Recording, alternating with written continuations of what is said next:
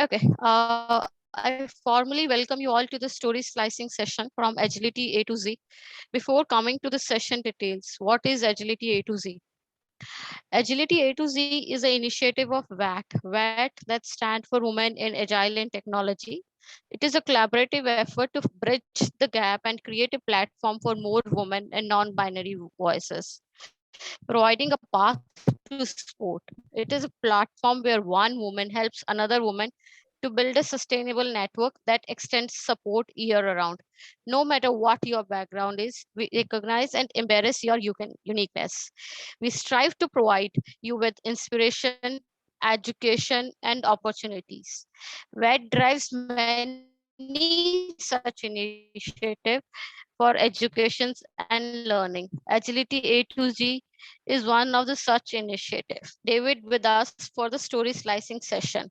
David is a agile thinker.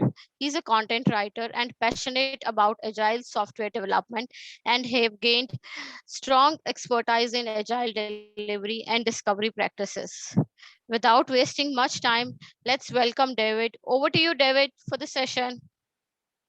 Thank you very much, and I hope you can hear me okay.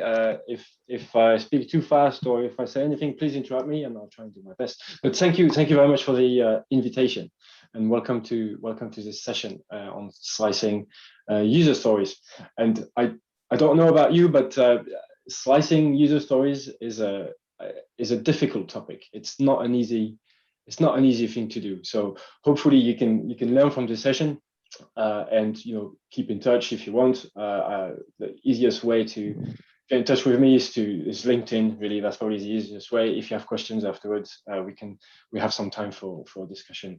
And please interrupt me if at any time. I'm quite okay with that. No problems. So before we start, perhaps just to let you know who I am, perhaps so you know who is talking to you today. So who am I? I guess. Bit about my background. I'm actually a scientist, got a PhD in theoretical biophysical chemistry. That's what I studied. That's what I've done for a couple of years as a researcher. But then I changed career. I did move to software industry really, and I did most of all the traditional roles really that you can find. I've been a developer for years, a business analyst, a tech lead, and a project manager. I've kind of done it all really in that space. But really. Agile has been my thing, and I've been doing this for more than 10 years, and I've been a Scrum Master, a product owner, Agile coach, and all sorts of other aspects of Agile. And a bit of advertisement, perhaps. I've got this YouTube channel called the Agile Broadcast. You can see at the bottom where I make like short videos, like maybe 5 to 10 minutes, very short educational sort of videos about Agile concepts. If you're interested, have a look. And subscribe. I'm sure if you like this presentation, you'll like the videos. So moving on from this, what about this session? So what I really want to talk about here is, well, we need to go back to the basis, right? We need to look at what user stories actually are before we can talk about slicing them, right? We need to understand what they really are. And I apologize for people who think, oh, well, I know what it is, but there's so many misinterpretation out there about what a story actually is or does or what it should do, etc. So I felt like before we talk about slicing, we need to talk about exactly what it is. Then I'll talk about slicing and why it matters, because it's beyond just breaking things down in small chunks. It goes beyond that. So we need to talk about that. That's quite important. And then I'll give you a few useful techniques that you might like, and finally, of course, we'll have time for like a Q&A and a discussion. So that's roughly the agenda. It's not really an agenda. It's more like what I want to cover in this session. So let's get started. So the first question, really, I think, is if you all know this diagram, right, from Scrum, you have your sprints, your daily, your product increment, etc., and then you have your backlog. But if you look in the Scrum guide, it doesn't actually talk about user stories, right? And I say this, it might sound obvious, but a lot of people don't really know this. They think, well, I'm doing Scrum and we have user stories, and like, hang on, user stories are not even mentioned in the Scrum guide, not even once, right? It's not a Scrum thing. at all. And they talk about something else. They call it a product backlog item instead, right? But a lot of people, as I just said, have user stories, and they have something like this, right?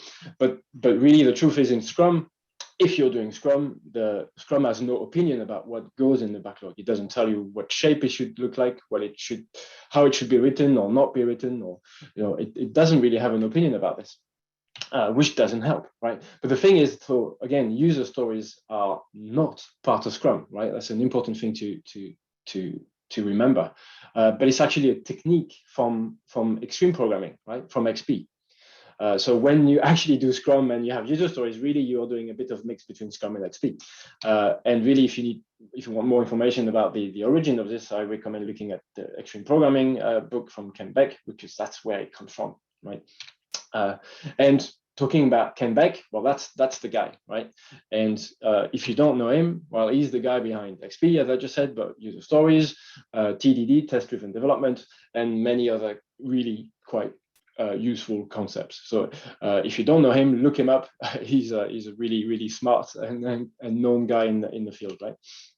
And if you ask him, in fact, where did you get this idea of user stories? Well, how did you come up with this? Then that's what he says. He says, what I was thinking was the way users can sometimes tell stories about the cool new things that their software does. And then he comes with, for instance, I typed in a zip code, so that's American, right, postcode, and it automatically fills the city and state without me having to touch a button. And that was the example that triggered the idea. So his point was, if you can tell stories about what the software does, it generates energy, interest, and vision in the listener's mind, right? So why not just do that? Why not tell stories, right? That's basically the idea, right? No more than that. That's the way human communicates. Let's just do that when we talk about software. And really, what it means to me, right, is that the whole software requirement question or topic is a communication problem. Like the people who want the software, right, must communicate with those who will build the thing, right? That's inevitable. These two group of people have to talk, and that there's a balance there, right? And it's a critical balance, because if the business side, right, dominates, then as I wrote here, that the functionality, the dates is going to be mandated, is going to be more traditional, right? Like, we want this, just go and build it. On the other hand, if the developers dominate the discussion, right, the technical jargon will take over, and we'll talk about database and APIs and things like that, where the business just doesn't care, right? So we need that balance in how we communicate at that level, right?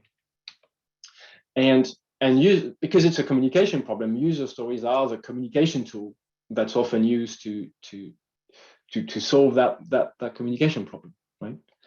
But what that means is that we need to focus our shift, right, from writing to talking, right? Because they are stories. Stories are meant to be told, right, not written down. And it always kind of bugs me when I see, how do I write better stories? It's like, no, this is the wrong question. It's not about writing them, right? It's stories. You talk about them. When I take the kids to bed at night, I tell them the story. I don't say, "Well, you read the book, right? You don't need me. It's written down." That's ridiculous, right? So, and think about it this way: if requirements are written down, there's two things that can happen, right? You can think, okay, the user will get what they want because, well, it's written down, but that's often not what happened, right? At best, they'll get what was written, right? And it's a very subtle but important difference, right? They'll get what you wrote down, which is most likely going to be quite wrong or misinterpreted or miscommunicated or with gaps and holes and mistakes, right? Remember the days 20 years ago or so of big, large requirement document, which were, like pile high like this of, 300 pages Word documents. There's no way that document doesn't have any mistakes, right? It's just impossible. So, and then the other problem you might get is, well, you built what I asked for, but it's not what I needed, right? Because of course, as you write things at the start of a project, you just don't know that much about the project, right? So all these assumptions have been made, etc., right? So So if stories are a communication tool, because documents aren't an effective way to communicate, then you have two style there and mindset, let's say, that you see in companies. Are you is your communication story driven, or is your communication document driven? Right, it's a big distinction to make here, right? And so the point is, shared documents, are not the same as building shared understanding. Right? Just because you have a document that you've shared doesn't really mean anything. Um, and stories really require changing the way you work, not the way you document. Now that's a very important point, right? That I'll read that again. Stories require changing the way you work, not the way you document. And I think that's where most people fail, right? When they take up the concept of user stories, they just basically change the way they write and communicate through documents or tools, but they haven't really changed the way they work. And that's the issue here, right? That we see most of the time.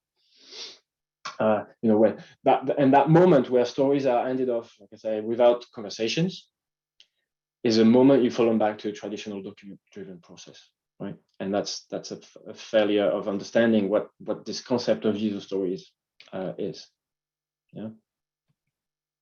And really, that's the point here, right? When you say, I'm glad we all agree, and really everybody has a different understanding of what was read or what was in the document.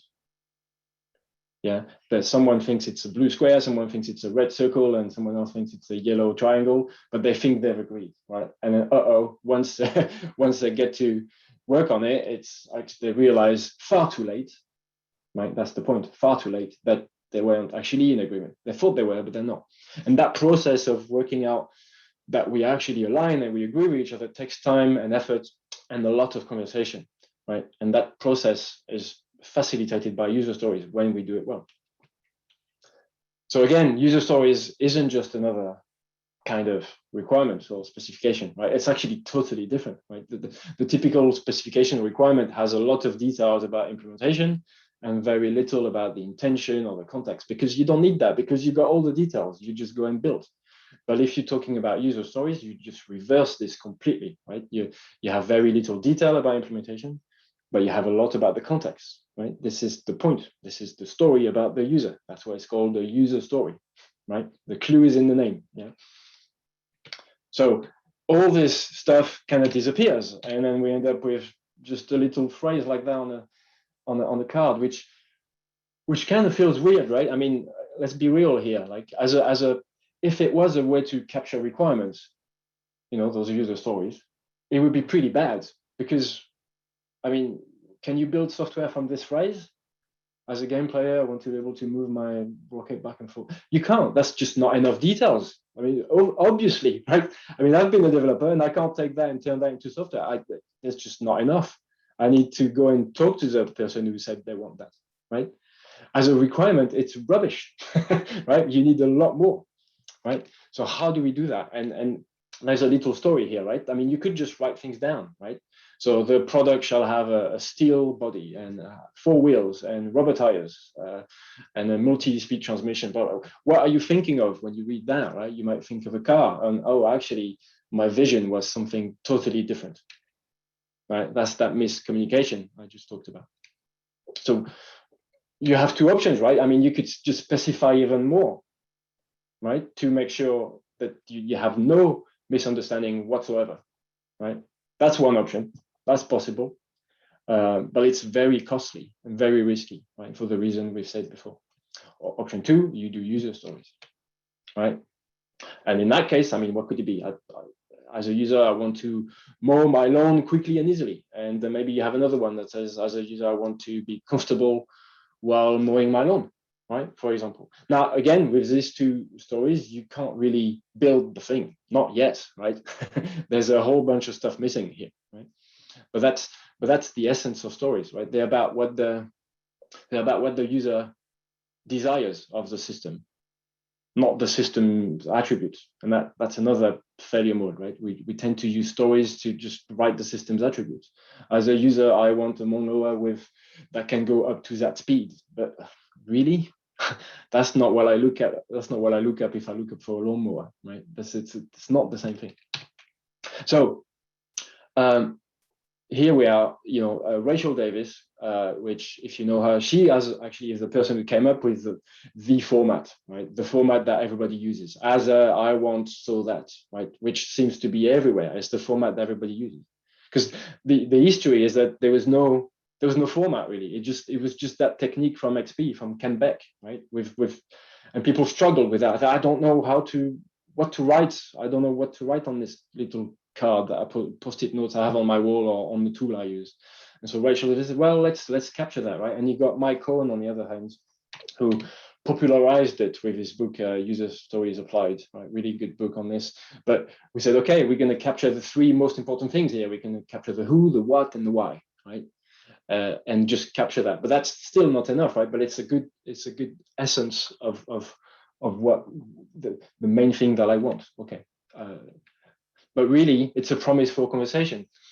But this is the problem that you see sometimes when stories are abused, right?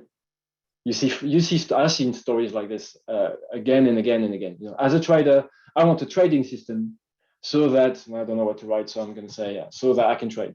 Right? It's totally pointless to write things like this. It doesn't make sense. It brings no information really, more than you already knew, most likely. So this is a big failure mode of user stories when they are abused like this, right? So I would say, that's not the way it should be done, right? That just doesn't work. But again, do not get hung up on the format, right? The format itself is just something that it's again a tool to help you do this, but it's not all about the user. Not everything is about the user, right? We always start with as a user, but that's just not true, right? So here's an example from Liz here. We said, okay, as a user, let's say I want to fill in the I'm not a robot boxes you see everywhere on websites. Yeah. As a user, I want to fill in I'm not a robot. But wait, users don't want to do that. It's a complete waste of time as a user. I want to get to the website. I don't want to fill this box. Like ever, right? It's just an annoying thing I have to do because they force me to, right? But I'm not saying it's not useful. I'm not saying you don't want to put this in your software, right, or in your web app. But if you're only thinking from the user perspective, that's never going to work, right? Like what? No, like I don't want to do this. That phrase, that user story doesn't make sense. So you could think of other types of stories, like a stakeholder story, right, where you can phrase things a bit differently, right? Like in order to stop bots, right, from spamming the site, as a member of the security team, I want users to fill in a capture box. Well, that makes a lot more sense to me, right? As a phrase, and notice here how the phrasing has been a bit reversed, right? So especially at the beginning, right? In order to, right, which is the same as the so that part of the original format, but it's at the start of the phrase, and that makes a big difference, I think, because often the so that part is missing, right? I don't know if that happens to you, but in the many backlogs I've seen over years of just as a user, I want X, and then the so that bit is just not there. It's just missing. Where if you start the phrase this way, it forces you to think about it, right? It forces you to say, okay, in order to, okay, what do I actually want to achieve, right? So it's a very useful thing to do, to just reverse the phrase. But the point here again is like, not everything is about the user, yeah? And another quick tip, I guess, is, you can phrase things as a question. That's a really useful tip that I do quite a lot. So let's say you have a story like this. As a user, I want a pie chart, showing financial figures so that I can estimate how the sales department is doing. Okay, probably not the best stories in the world, but you can see where that's going. Or you could just say that. What is the average purchase order of the last quarter? That's a much more precise question. And in fact, it's a question that users may be asking themselves when they use the product, right? Oh, how do I get the average purchase order for the last quarter? And if that's a question that users are thinking of, like they want the tool to answer for them, that's a perfectly good thing to capture. I think that's a really good thing to write on the story title. You don't need the as a user I want. this is the question that they have, and then whatever you're going to develop is trying to answer that question, right? That carries the intent and why they want it, everything you need to know. Yeah. So it's, to me, it's a really good tip. If you can phrase things in terms of questions, that I think that really helps and captures the idea of what a user story is meant to be. Yeah. And again, you see things like, I don't know if you've seen this or if you've had that in your experience, but you see things like developer stories, technical stories, in the backlog. As a developer, I want to upgrade the server for this and that. I want to change the API for this, and I want to change this library function to do X.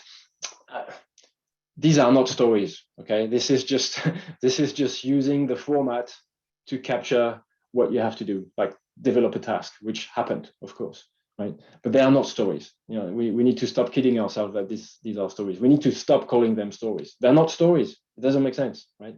And then you might say, well, how do I capture the work then, right? Like really pragmatically, like how do I capture the work? But because most tools actually, like whether it's Jira or Azure DevOps or any other tool, right? They kind of force you to have everything is a story, right? In your backlog, which is really annoying because not everything is a story, right? And who said that? Nobody said that, right? The backlog can be user stories, it can be technical requirements, it could be technical debts, it could be bugs, it could be spikes. There's all sorts of things that can go in there, right? User stories is just one technique to use amongst many others, right? So the backlog can be made of that. And again, Scrum itself, right, doesn't have an opinion about what goes in the backlog. It's up to you, right? That's why it's called the product backlog item, right? And to really capture the essence of user stories, if you go back to XP, right, which is where it comes from, you have this thing called the three C's of user stories, right? If you're not aware, have a look. It's really quite neat. So you have the card, which is what you write, right? It's just a reminder, like, oh, there's this thing. You give it like a title. Like I said, it could be a question, or you could use different phrase. It kind of doesn't matter what it is, right? It's just a reminder that there is this thing we need to work on, right? And then the second C is the C for conversation. And that's the key part. That's what's missing most of the time, right? Discuss this with the team. Make sure the discussion covers who, why, not just what, but who, why, how, everything, right? And you can add details then later, right, on your ticket or on whatever tool you're using. But the key point is the conversation. And then confirmation. That's the third C, right, of the three C's: card, conversation, confirmation, where you come to an agreement of exactly what is it you'll create, right? And often that turns into a bullet point of acceptance criteria, right? But that's the user story, not as a user I want, right? The user story is the three C's. That's what it is. That's the original concept. So I'm just going to stop here very quickly just to check we have an understanding of what user stories are, right? That's what I wanted to do at first, just before we go into slicing and splitting. So if you have any questions so far, like just let me know. Any questions, any comments or misunderstanding or things you want to ask or discuss. So David, Sonia here. So I have a question. Yeah. So as you said, user stories are user stories. Those are, what exactly, user expects from a particular, feature from this product. So when it comes to, technical requirements, usually in a, day-to-day basis, what we usually do, we have a user story and then we, divide uh, the tasks and we create subtasks under that user stories. So is this right way to do that, or should we have, some other approach? Yeah. So yeah, I think you're right. Often people end up with tasks underneath the story, right? That is the stuff you actually end up working on, right? Yes. Not the story itself, but you do all the tasks, right? And hopefully when all the tasks are done, then you could say the story is done, hopefully, right? If you've done your breakdown of tasks properly. And that's where things become difficult, right? Because you could have technical requirement or technical task that it could be in that story, it could also be in that other story. You know, there's this thing you do once that applies to many stories. And then people sometimes don't know where to put it. Maybe it's outside of the story, it could be on that one. It kind of doesn't matter where it is, right? You just need to do it once anyway. You know, if it's building a database, let's say you need the database, right? That's going to be for the whole system. And at some point you need to create it, right? And does it belong to the one story you have at the beginning? Not really, right? Because it could belong to anything. But you can just put it in the first one. It doesn't really matter. The point is, what do you need to build to make to build value, right? Am I answering your question? I'm not sure, but I'll talk Yes, about yes. that. No, you're absolutely right. Yeah, you actually answered my question. Yeah. So I was just confused in this, technical requirements or user stories that you have just explained. Like you just explained about the product backlog. Yeah. Yeah. Okay. But I think it's also quite okay to just have technical requirements on their own in your backlog. Like I said earlier, right? It's the product backlog item, and you have stuff to do. Put it there. I mean, yes. Maybe you don't see the link to a story from a user point of view just yet. That's okay, right? It's just stuff you have to do. I think people get too hung up on the hierarchy of and mostly because how the tools are force us to work, which is quite annoying. Yeah. So, yeah, I have one question here, kind of continuation to the technical stories question which Sonia was just asking. So in case if there is a team that primarily works like on a middle layer product, I mean, they don't really have a direct interaction with the user, but then probably they just kind of work with configurations or, kind of just work with a lot of database stuff or data warehousing stuff. So do you suggest that in such kind of teams, we should actually even suggest them doing a personification? So I think, well, the elephant in the room here perhaps is that if you have such a team, then I was going to say obviously it's not that obvious, but it's not the optimum way to have a team, right? Because you have lots of dependencies, right? That team have dependency to the front end people and maybe even people below them if they just do a middle layer thing, and perhaps back end people doing stuff for them. So you have lots of dependencies, and absolutely, right, and it's you really reduce your potential to be agile here, right? Because yes, I completely agree that it's not a feature team.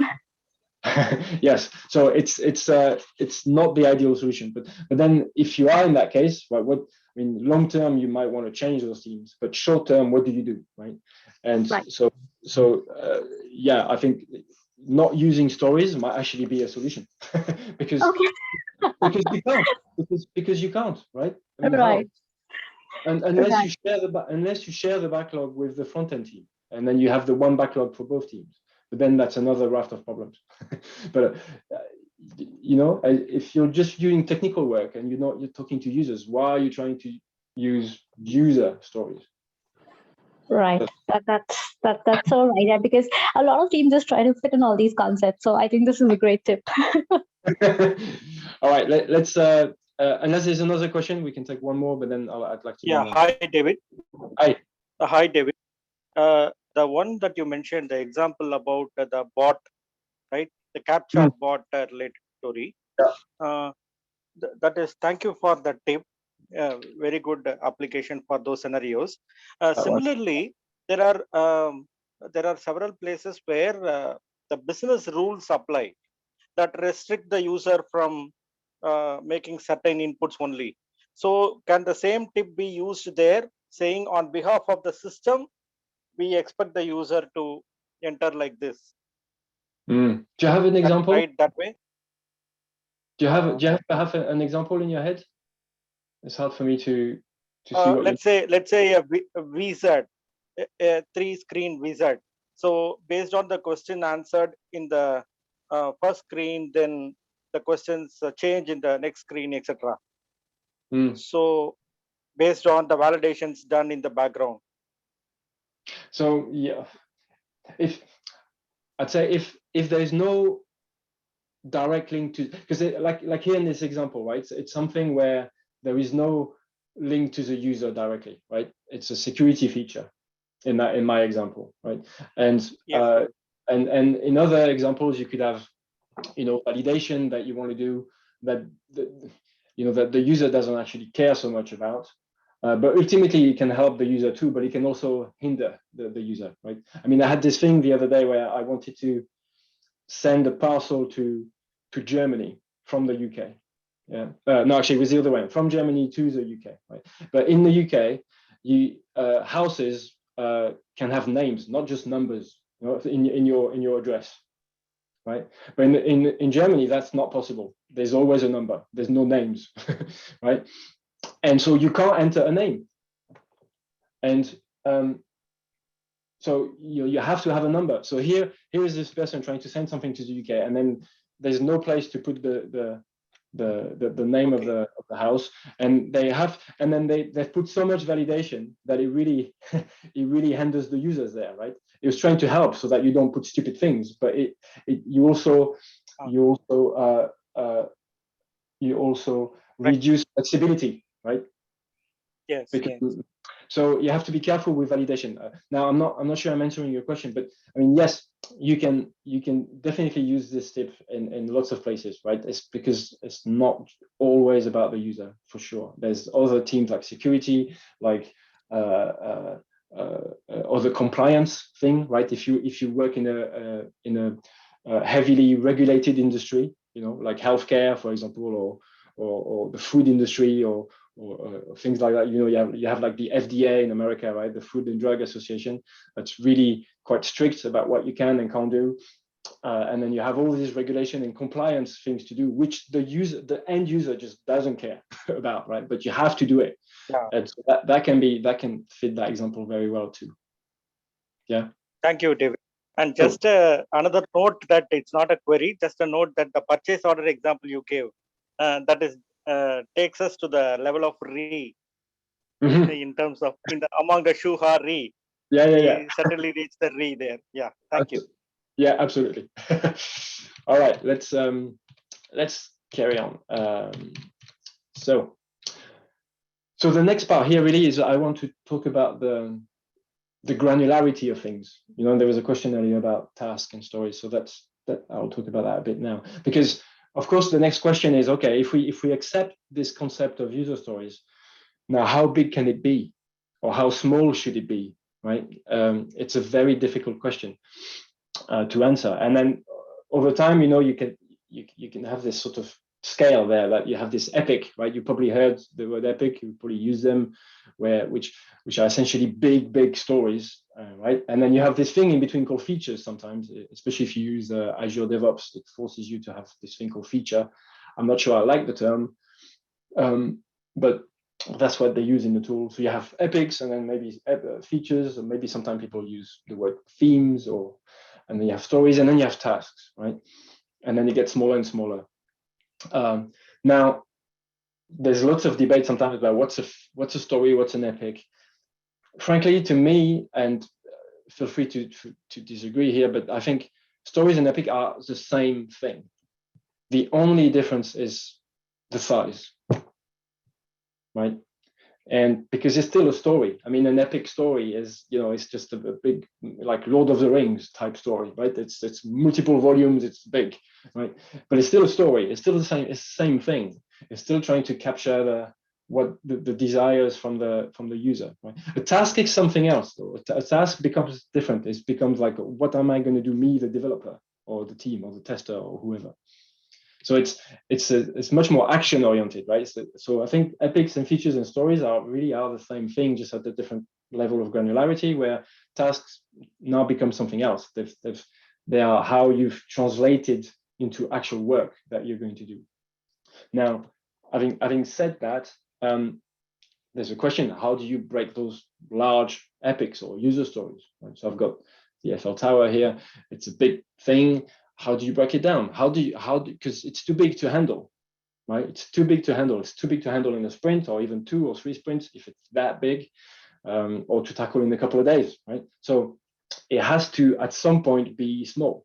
And what we're talking about is this refinement process. I'm sure you all know that, right? You have your backlog, and you have those big and vague things that came from maybe the product owner, and then you have to kind of refine them, make them more precise and smaller, that you can actually tackle them. But how do you do that? And that's what we're talking about here, right? How to refine things. So let's explore. Let's see some of the tools and techniques that I've seen that really worked for me really well, that I'm hoping that I can share, so you can learn from that if you haven't used them yourself before. So the first thing to say, right, and apologies if it's obvious, but I've seen this again and again, so it needs to be said. It needs to be said. Let's not break things down in waterfall phases, right? Like implement and then test and then deploy, right? But and you might laugh here, but I see this again and again. So, right, we know this is not what we want to do, right? Because you lose agility there straight away, right? So let's not do that. But what makes sense then? So I'll start with the easy things, and then over time I'll increase in complexity here. So slicing by workflow. So often there is a workflow. There's very often like a sort of step that the users have to make. So for example, here, as a customer, I want to purchase the goods in my shopping basket so that I can receive my products at home. Yeah, so this is a process, right? Because you could say, well, as a customer, I want to review first and confirm my order so I can correct mistakes before I pay. And then the next step, maybe as a customer, I want to pay for my order with, let's say, PayPal. That's quite precise here, right? So I don't have to look for my credit card. Okay, that's another flow.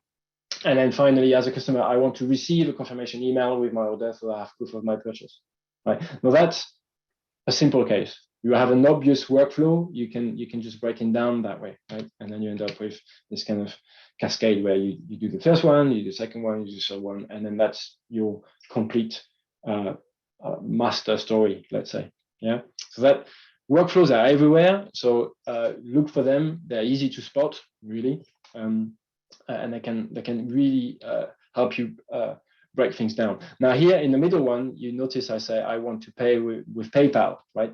And so that's very specific, right? So you could have a whole raft of other stories to add different things, like I want to pay with Visa, I want to pay with MasterCard, and I want to pay with this and Bitcoin and God knows what. So you can easily expand this, right? And refine your system here. Another thing that's useful is slicing by, I would say, operation. Like you probably know the acronym CRUD, CRUD, for create, read, update, and delete. Because, well, very often when you have some kind of database related thing, you often need to be able to create, read, update, and delete for most things, right? So let's give another example here. As a shop owner, I want to manage products in my shop so I can update price and products information if it is changed, okay? So, well, you can do a create thing. Like as a shop owner, I want to add new products so customers can purchase them. That's the create bit. But then you can say as a shop owner, I want to update existing products so I can adjust for change in pricing, right? That can be a different story. That's the update bit. And then you can have the delete, right? I want to delete and so on. So you can mix and match things. You don't have to have all of them all the time, right? And in fact, I think Facebook for years in the early days didn't have a delete button for their posts and stuff. You could, once you posted something, that was it. And I wonder about the update, in fact, if you could actually edit your post or not, but I'm not sure. I need to check that. But you can really slice things down that way, right? Which is really useful. Of course, you reduce functionality, of course, but you get things done, right? And you get things done that are valuable, right? It's a smaller piece of value, but at least it's done and you can get feedback and you can be agile. Yeah. One question here, David. Say again?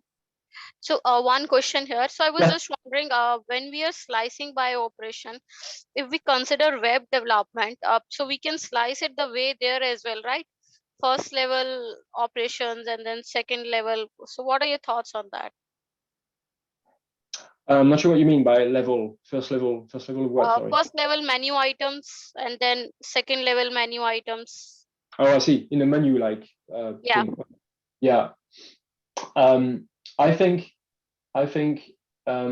with a menu is just well, it's just, I don't want to trivialize it, but it's a UI widget, right? So if you know things are, but if you know things are coming, right, you know you're gonna have more than one. So it would be strange if you have just a menu with one thing in it. Okay. Right, because why have a menu, right? You could just have the button, right? But if you know things are coming later, because there are things you know in advance, right? You know you're gonna do the updates. You know, maybe it's not this sprint, maybe it's next sprint, and you know you're eventually going to do the delete, and maybe it's in a couple of sprints, maybe it's next month or something. But you know it's coming. So if you know it's coming, it would be silly not to, you know, because you know you're going to have to redo it. It would be silly to make a button which you know in 2 weeks time I'm going to have to change it to make a menu, right? But so just make the menu. You know, let's be pragmatic here, right? But equally you have to be careful here, because if you make a menu already, you're just preempting that you're going to make, and then you could learn from that and say, actually, you know, these things we wanted to do, we don't need them, right? And then you never get to do them because other priorities come in, and then you end up with this weird menu that have only one thing in it, and it's just bizarre. Right? So you have to, it's difficult, right? It's a bit of an art, right? You have to balance what you pretty sure is going to come with what you feel, you know what, we're not really sure. We feel like we're going to do this, but nah. And it's you know, you have to have a bit of a flair here, right? For, okay, what do we commit to and what we don't in terms of coding? So because you want to be somewhat efficient, right, and not have to redo everything all the time, right? But you need to keep things open, so that, because you know it might change, right? Does that remotely answer your question? Yeah, thank you. Yeah. Sure. Yeah, David, this is Karthik here. I just want to add on top of what you said, my perspective on this is basically user stories should not talk about how, right? Mm-hmm. It should talk about what, right? So if it talks about how, then it defeats the purpose. So Agreed. the how is basically left to the team to decide how they want to implement it. And just to going back to the menu example, I just want to kind of put my perspective that it's more of an how, right? Yeah, it can be a menu, or it can be a button, or it can be a link, or whatever it is, right? That's more of an how. So I think the idea here is like if that has to be left to the team to decide, and more of what is basically important for us to decide how do you want to take a story, right? Because story talks about what, yeah. So I think that clarity I think one should have in terms of, you know, visualizing the story, and not confused with the how and what. Yeah, absolutely. How, and these are two different things. Yeah. Yeah, you're 100% right, and the fact that it's a menu or button is a how, right? Is an implementation detail, and it's often another failure mode, right? That we write, I want a menu. It's not. It should be left to the team really to decide how they want that, and knowing that they have stories next sprint, you know, they might think, okay, we should probably do a menu here. You know, that's reasonable, right? But you can have that discussion with the product owner, again, the conversation part, to say, hey, you know what, we're thinking about making a menu here. And then the product owner could say, you know what, hold on with the menu, because we don't know if we're going to do the rest. I know it's in the backlog, but you know, things can change. Yeah. So you have to have that conversation. Again, it's all on the conversation. Cool. Slicing by happy or unhappy. It's another useful tip. So let's say as a customer, I want to log in with my account so that I can access my pages. I mean, you could have a happy path there. You know, as a user, I want to log in with my account so that I can access secure pages. You know, so you don't have to deal with the security part, because you just assume they're secure. But then you can have the unhappy path, right? As a site owner, I want to block users with 3 fed login attempts in a row, so I can protect the site. The site against hackers, right? That's the unhappy path. That's a different story. You could split things like that, right? And you could have another, yet again, as a site owner, I want to be able to request a new password when my login fails, so that I can try to log in again. Actually, it's a typo. I shouldn't say a site owner. That doesn't make sense. You should say as a user. So I can, you know, that's another story here, right? So it sounds obvious, right? But when you're faced with the blue one, it can be really difficult in a meeting to realize, okay, how am I going to split this, right? And there's, when you end up with so many tasks, you know, and then the story is never finished because you still have to do stuff. It's really hard. But here's a few tips I hope can help, right? But again, this is the easy stuff. The hard stuff is coming. So brace yourself, right? Slicing by, I'm going quite fast here. I'm just watching the time as well. Slicing by 0, 1, many. So that's a useful trip as well. So as a chef, yeah, I'm a cooking chef, I want to view a customer's order so I can proceed with the cooking. Well, you could say, okay, what's the 0 aspect here? The 0 aspect is, as a chef, I want to view the customer's order with no items so I can proceed with the cooking. Now that's a bit artificial, but you can imagine an order with nothing in it, right? And then the 1 is, I want to view a customer's order with 1 item in it. And then I can view the customer's order with multiple items, right? That's one way to split things. Now it's a bit artificial, but it can help things break things down, right? Now there are many more techniques, and I'm not going to list them all. I'm going to bore you to death here with just listing techniques after techniques. So there's a bunch of links here that I put. I'm sure you'll get the slides after anyway, that you can explore on your own time. There's lots of good techniques there, a good little blog post that I found really quite valuable and useful. So I invite you to check this on your own after. And there's this nice flowchart here. Again, there's the link at the bottom from this site, agileforall.com, with a nice sort of flowchart kind of in trying to say, okay, let me try things, right? Let me try things by operation, which is what I showed at first, right? And then I could try things by business rule variation, or let me try to split things by data, and let me try to do simple versus complex, and so on. There's a nice sort of workflow. It's quite useful. So I was quite happy when I found that a long time ago, and it's really quite helpful. And it tells you, you know, start here, try and do this first, the workflow step. This is kind of the basic, and so on. So that's really useful. I invite you to have a look. Now, let's change the gear a bit, because what I've given you so far was fairly straightforward. I think you probably knew these tips already, maybe, although some of you may not. But I want to take you out of your comfort zone and kind of go where the magic happens, as it were. And that's the stuff that's a lot more difficult here. So I want to talk about slicing versus splitting. They are often, they're two words, right? Two English words that kind of sound the same, but they're not, they're really not. And people use the two equally. You know, I split the story, I slice the story, whatever. People say slicing. We don't really know why. It's like a funky word to split and break down the story. But there is a difference, and that's what I want to address here, because it's very, very important. So here's a picture. Here's two pictures, and I'm gonna open up to you guys here and ask, you know, what do you think? Which one is splitting and which one is slicing? What do you think? Apple is slicing. Sorry, say again, Dipti. Apple is slicing because yeah, you get the whole thing, you know, in one go when you're slicing. Mm-hmm. And the other one would be splitting then, I guess. Yeah.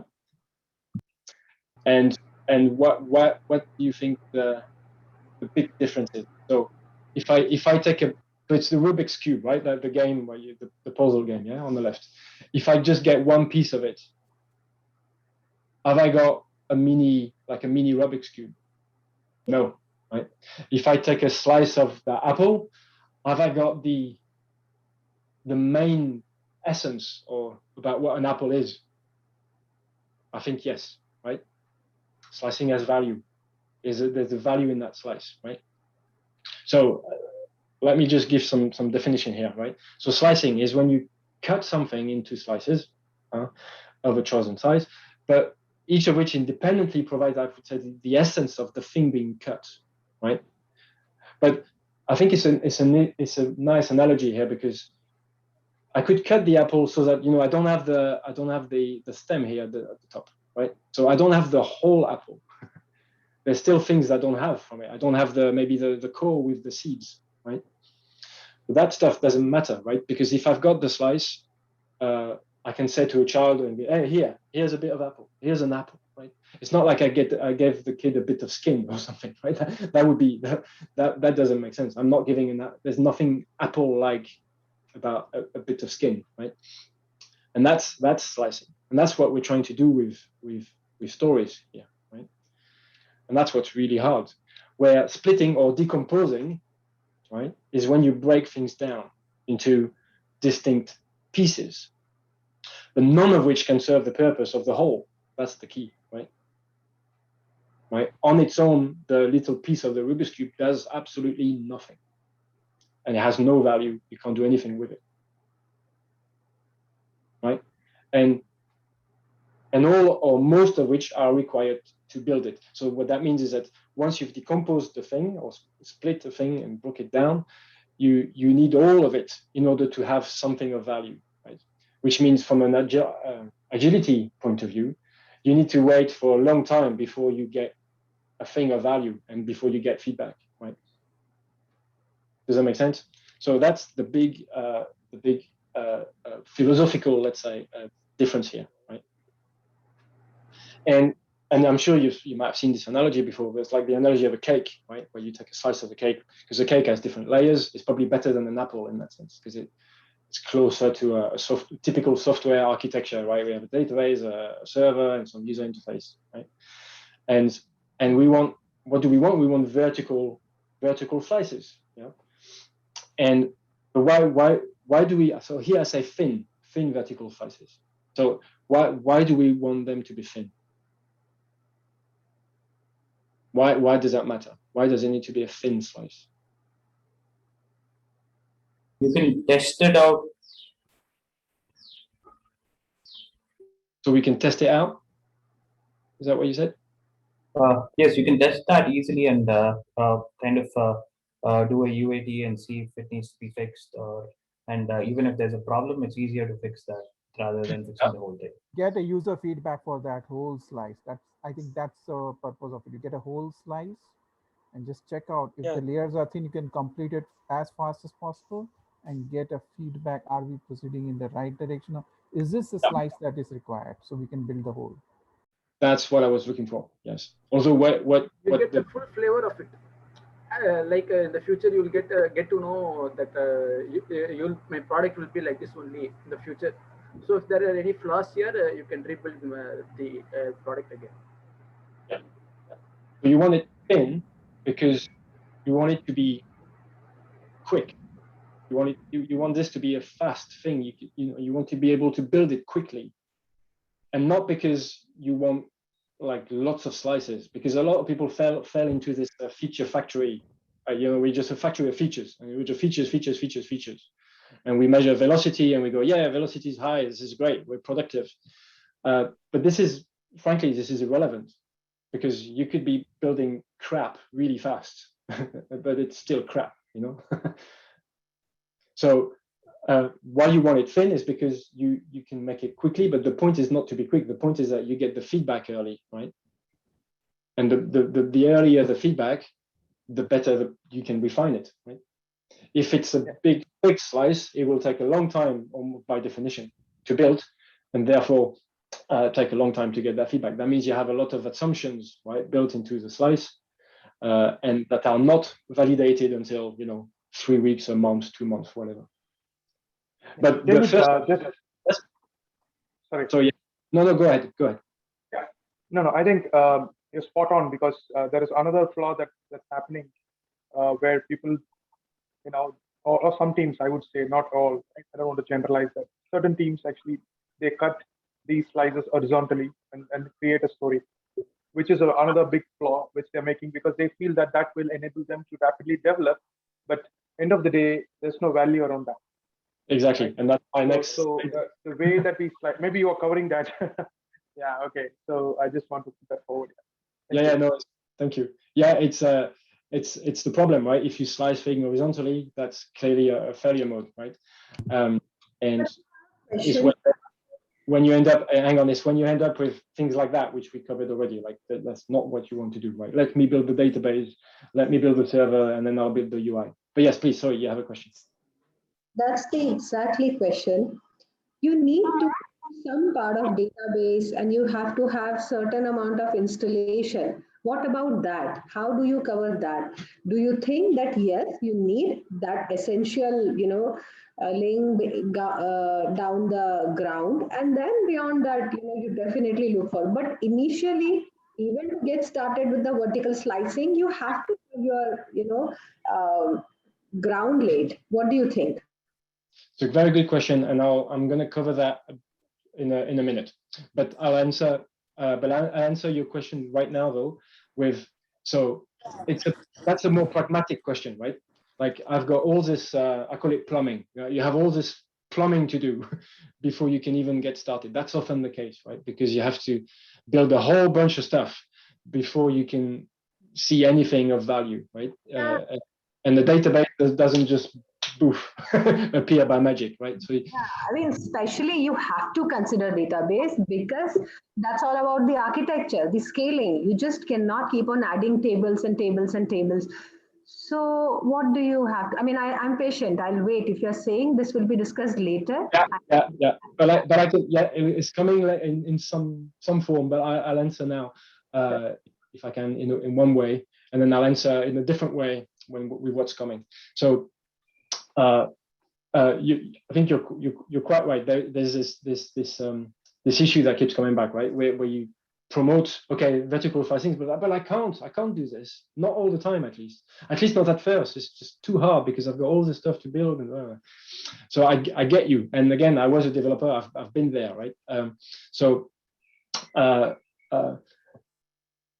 One of the principles, though, is that maybe you don't need the database. You think you do. But maybe you don't. Because that's kind of assuming you've got this whole product. So at the beginning of a project, right, you're just starting. There's nothing in the backlog. And then suddenly there's some product owner or someone that just types it all in and you have 200 stories. Just like that, right? Because they've thought about it for a long time already. And to me, from an agility point of view, I'm thinking, alarm bells, right? Because that means there's a whole bunch of decisions that have been made. And yes, you haven't built it yet. And yes, you might be using Scrum or in sprints to do it bit by bit and refine and get feedback. But really, all the decisions have been made already. You already know you need the data. You already know you need to scale to, I don't know how many thousands of users. But if your product is a failure that nobody uses, you didn't need to make it scale. And I'm not saying it was going to be a failure, right? But it's an assumption, right? So you might want to start with, you don't need a database. Maybe you just need a key pair value store. That's very easy to do. You can just run that like that. It's just a file, right, with key value pairs.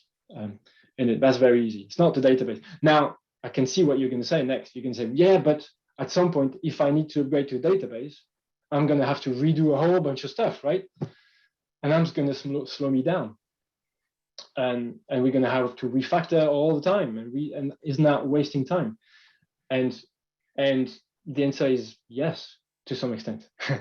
But it's the balance between, I would say efficient and effectiveness.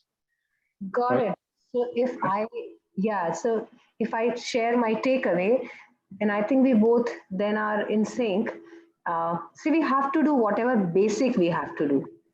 And so we have to be very mindful that we are just not unnecessarily offering an elaborated menu when we are working. So I agree with you. And we cannot imagine the whole scalability. We don't even know if we'll ever reach there in our customer journey.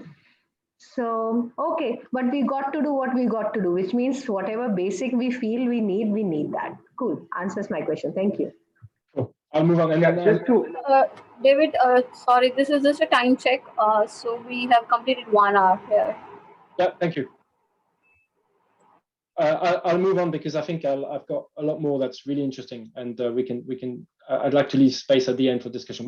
Once you see the whole picture, things might even make even more sense, I think.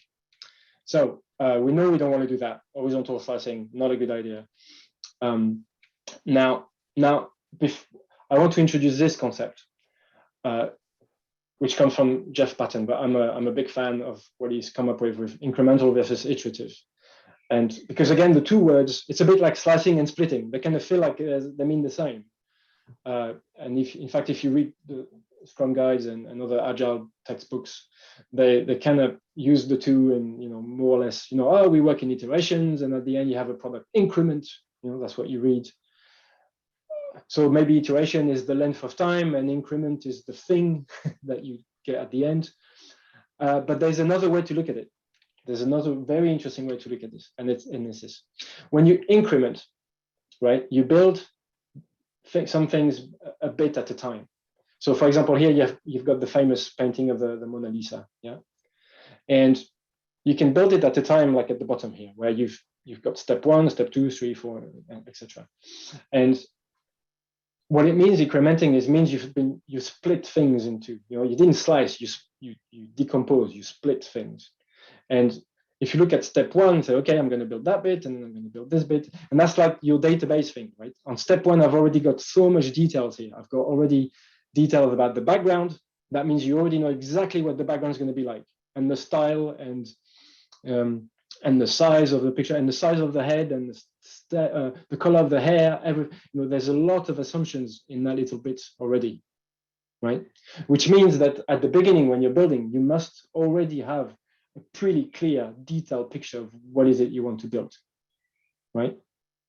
I mean, worst case scenario, you don't really have a clear picture, but you still have baked in a lot of details by having a specific database. If I go back with your example again, right? A specific database that's scaled to a certain number, but not beyond that. And it's good for this, but it's not good for that, right? Because that's often the trade-off with which database you pick. Is it SQL? Is it non-SQL? Maybe you don't know that yet, right? But you've picked this based on a whole bunch of assumptions. So, and if you think about this is incremental. You could do that with Scrum, with sprinting, but really there's not that much different with waterfall because you've decided a whole bunch of stuff right at the start. And that's very different from iterating, because iterating, almost by the dictionary definition, means you are doing the same thing again and again.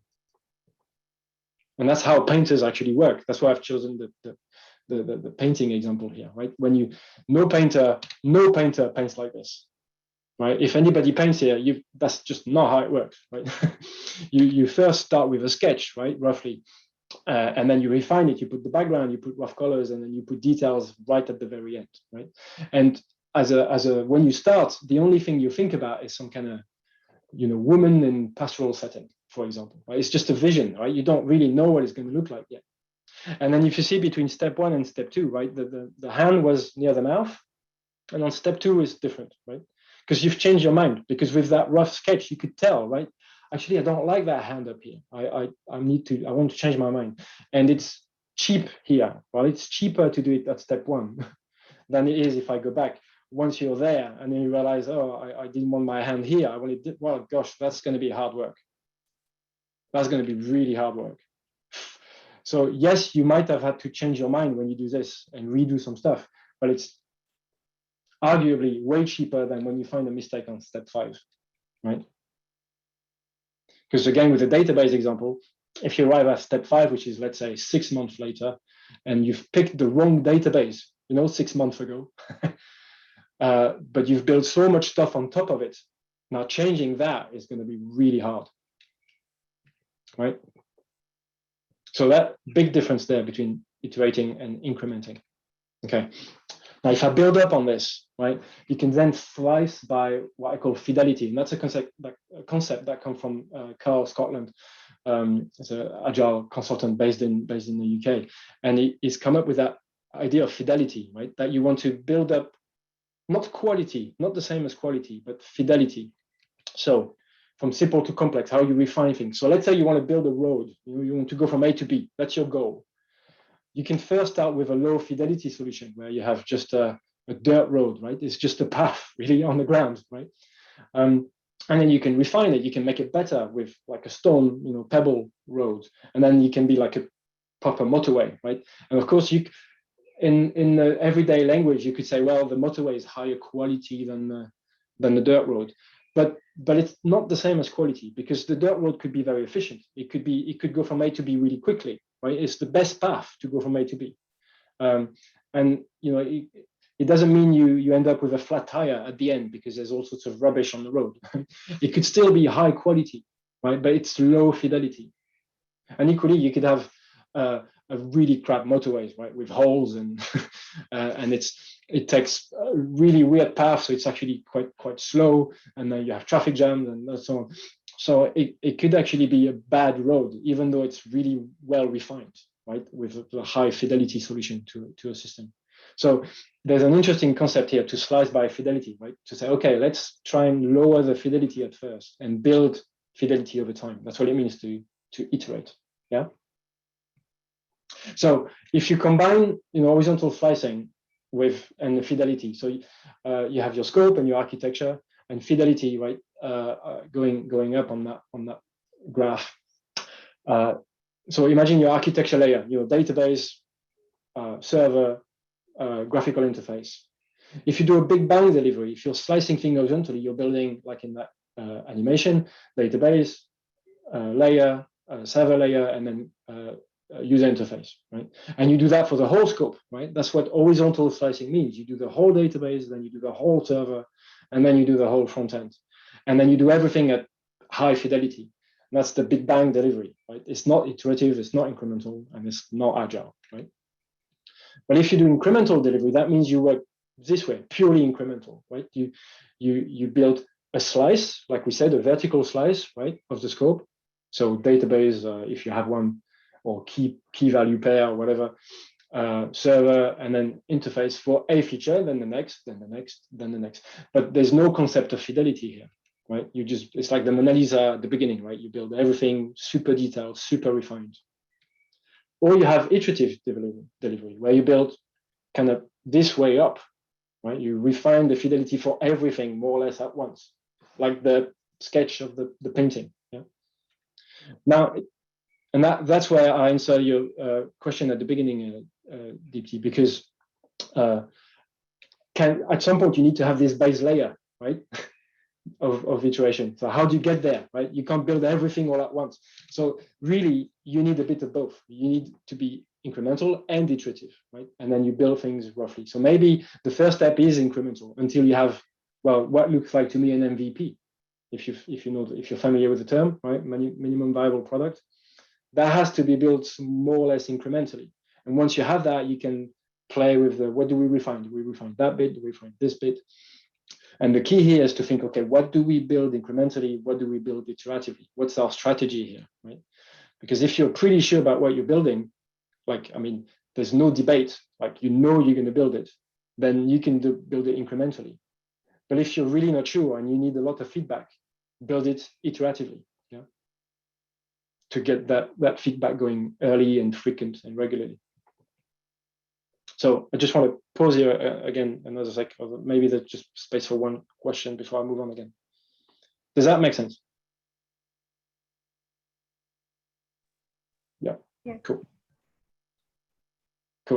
So how do you do this though, this iterative thing?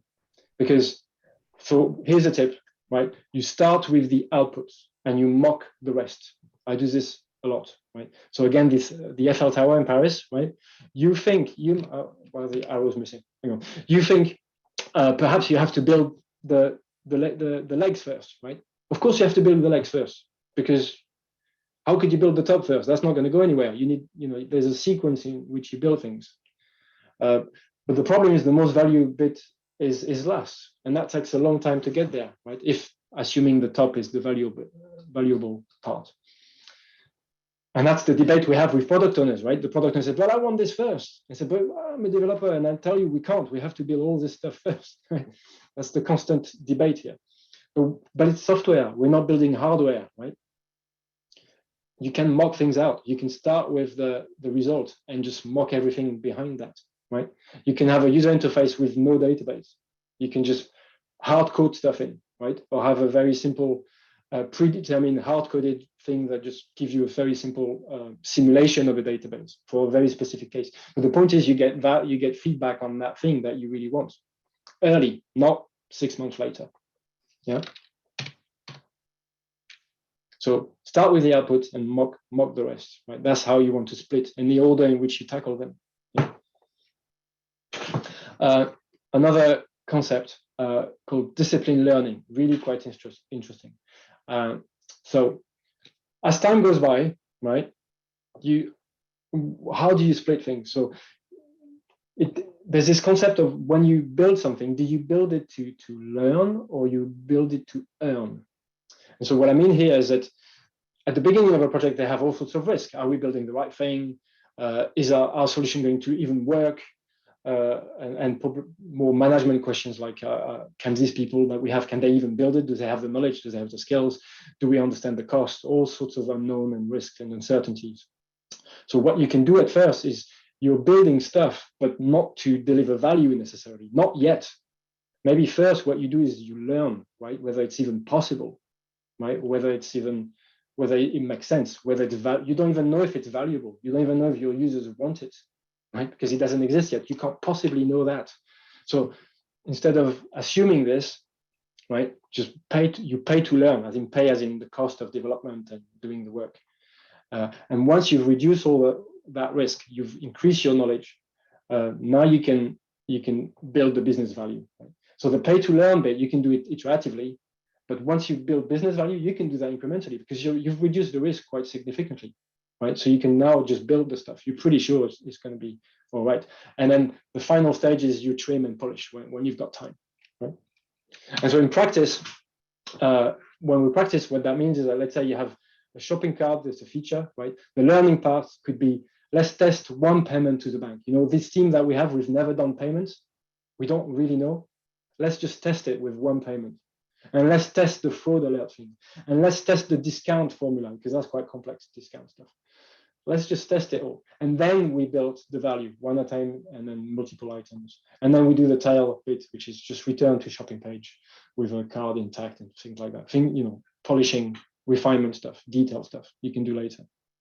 Same other examples here. I'm just watching the time, so I want to move on. And the way you slice your stories is the final thing I wanted to share with you, because I think it's quite interesting.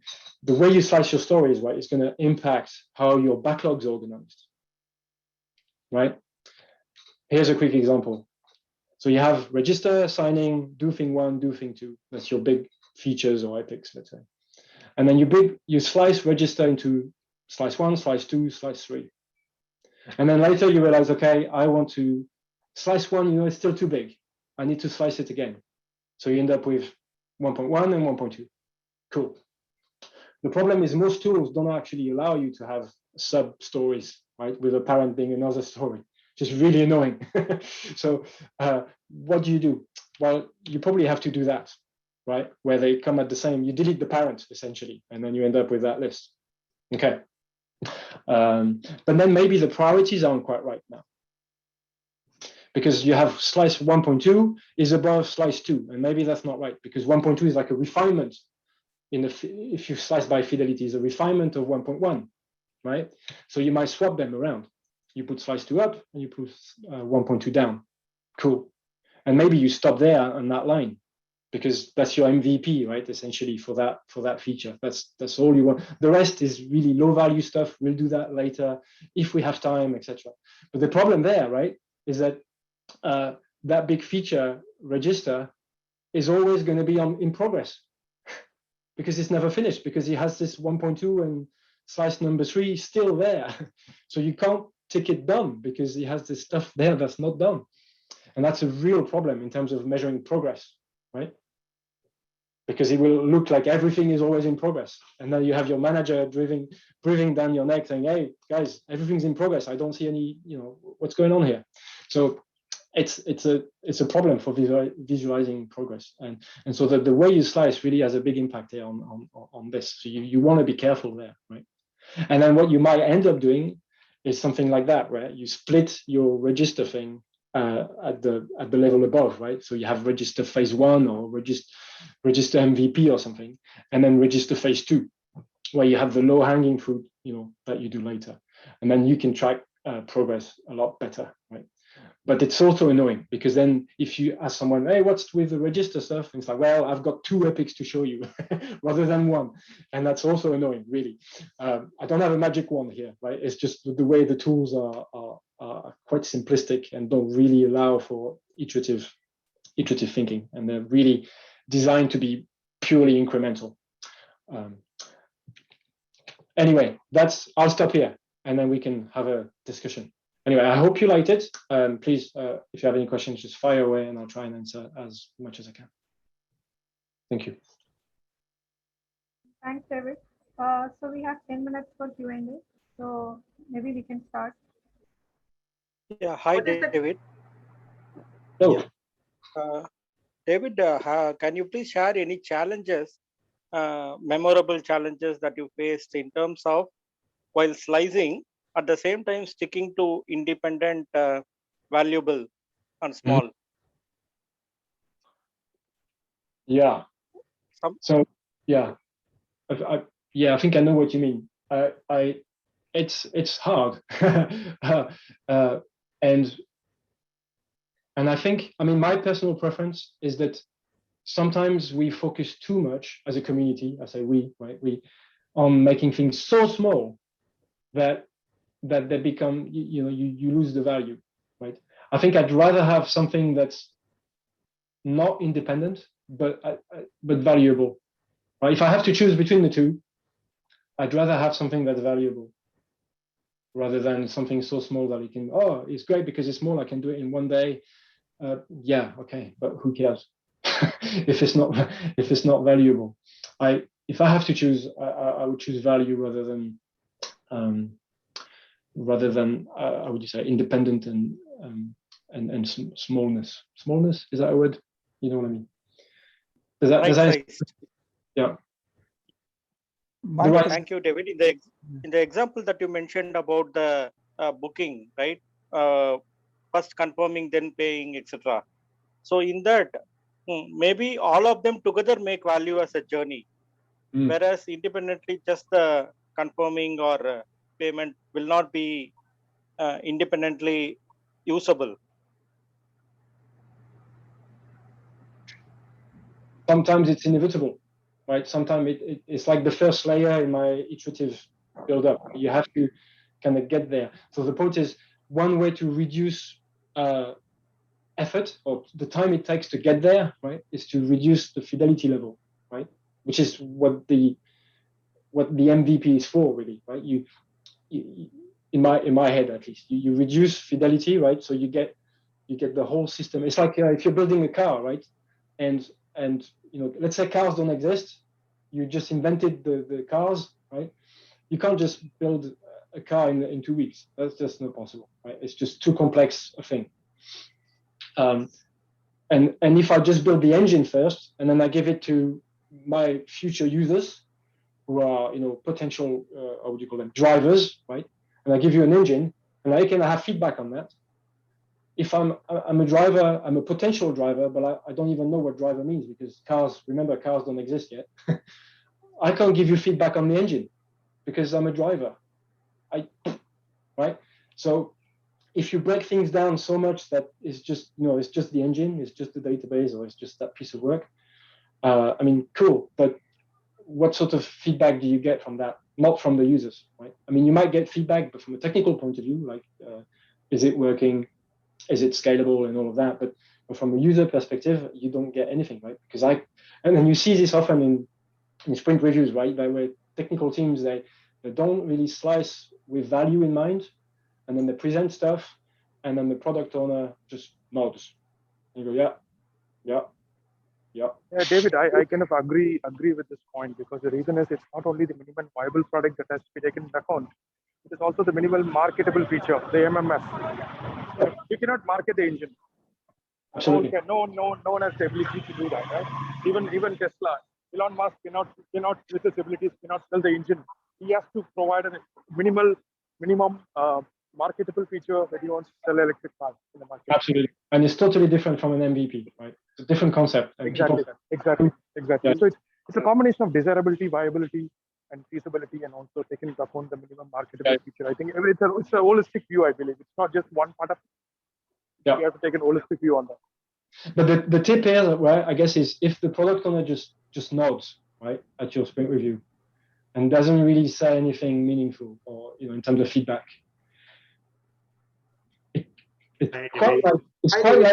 it's quite likely that if he does that, is because he or she does that, is because you didn't really give anything valuable that they can actually use, right? So they have nothing to say to you, right? And really they're just waiting for yet another sprint and yet another sprint before they actually get the thing. And then they can give you feedback. But then when that happens, that means you haven't sliced it properly, right? This is Lakshmikant here, David. First and foremost, thank you. It was really a fantastic session. I just had one question. Have you observed this kind of pattern wherein a user story has been given as and that kind of structure, and then you have a conditions of acceptance test criteria, and those acceptance test criteria again themselves look like user stories? Have you seen this kind of pattern, and have you had a different approach over there? I think it's fine when that happens. And in fact, I would say that. So there's this idea that if you have an epic, let's say, it's really big, and people look at it like, oh, it's bad because it's too big, and from a developer's point of view, like it's I can't take it in the sprint because it's big, right? The problem is that so hang on. So you do your acceptance criteria there already at the epic level. Maybe that's how you break it down, right? That's a good tip, right? You by looking at the acceptance criteria could be a story on their own, right? Because if an acceptance criteria is just a thing you want to achieve, then maybe that's just a story on its own. And in fact, I know several people like Neil Killick, for example, he's an Australian agile coach who says, well, there should be only one acceptance criteria per stories. And like that's a bit extreme. I'm not sure I manage that myself. but the point is, you know, maybe he's right, at least conceptually, that we should aim at that, right? Because if you have so many acceptance criteria, maybe it's quite, you could split it down, right? And get feedback earlier. Does that make sense? And some of these acceptance criteria start with the statement, if statement, like if so and so and so and so, build a context. And then there's so that's what, you know, hits me hard, saying that, oh, is it a candidate for a separate story? That's where I was coming from. And it could well be. Right? So yeah, it's a hint, right? That if it's too big and you want to split it, just look if it's already been refined and you have the acceptance criteria, maybe you can just take those and just, that's it. There's 3 points that become 3 stories, and then we're done. It could be that simple. Yeah, hi David. I have a question. What is the difference between minimal viable product and minimal marketable product? Good. Kartik, I think you want to answer that. You seem to know. Okay. So, okay, it becomes a joint venture now. Okay, good. just sharing my thoughts. Yeah, anyone can add on top of it. So, I think we are clear with MVP, right? I think David has made a very good, clear explanation of what is MVP. So, minimum marketable feature is like you build a product, but you have to look at whether that is what the customers desire. Desirability aspect of your product, right? So, as David was saying, he was giving an example of an engine. Like you tend to build a car which is your part of your MVP one is just building an engine, and you're trying to sell an engine which is not a minimal marketable feature because no one is ready to buy an engine, or no one is ready to give you feedback on the engine, and that doesn't give any value or create any value to the end user, right? So whatever we build here, I think the primary purpose is to create a value to the end users or the customers, and keeping in that in mind, like if you want to build a car, then we would certainly would like to create an MVP which will give you a product, a working product. Say for example, in this case, a car which has 4 wheels and a steering, right, with all the doors, and with a complete unit, but can exclude an AC, right, air conditioning, can exclude a power steering, a power windows, right, and all other luxury features which a car would like to have. So you can exclude those features for MVP3 or MVP4 in your roadmap, and just look at a basic working version of a car as an MVP one. So that becomes your minimum marketable feature. David, you want to add in something on top of it? That's good, yeah. So I think if I can add anything, on the purpose of things, right? The MVP, the purpose of the MVP in my head is, the purpose is to validate an idea that you have about your product, right? So we're talking the example of a car here, which is a bit flawed because we all know what a car is and they exist, they're everywhere.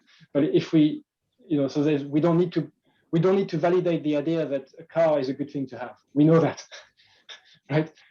But if we lived in a world where a car didn't exist yet, you wouldn't. I mean, would you just go and build the thing and take like 2 years to build it, where you don't even know whether people want it? No, right? That would be really risky thing to do. You want to build something else first, like sort of resemble what you have in mind, but just to validate your assumptions. That's what the MVP is for, right? Once you validated the idea is good, then you can go and say, okay, what product should we make? The product that we want to market, that we want to sell, so that we don't look like idiots, right? That we market a stupid product that's kind of half baked and doesn't really work, like prototypes, and people buy it and they get disappointed because this doesn't work well and this fails and this is not fast enough. And that's okay for an MVP because you're just trying to validate stuff. But once you try to go into the market and sell it, you want to you want to protect your reputation, right? That what you make is a good product, right, and pleases people to the maximum. And that's to me, that's the difference. Okay, so sorry to interrupt. We have a hard stop here, so we are running out of time. So before that, I would like to thank David for such a wonderful session, and it was really insightful. So for those who have already registered, I will be sharing the presentation very soon, and also, I'll be also uploading the recording on YouTube channels so that you all can view it later. Thank you once again, David. Thank you for having me. Thank you, and for the good discussion. Cheers. Thank you.